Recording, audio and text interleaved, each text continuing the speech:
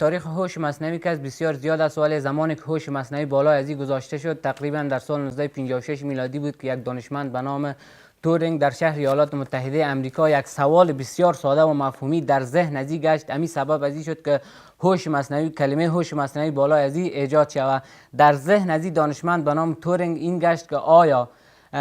ماشین می تواند فکر کند. اینمی سبب شد یک جرقه زندگی را در عصر تکنولوژی و پیشرفت به وجود بیاورد. تمام علمای زمان وقت خود که در سال 1956 میلادی بود جمع کرد در تالار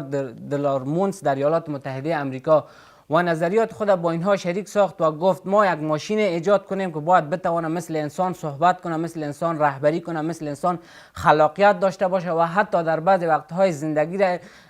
وقتهای زندگی انسان تحت کنترل و مدیریت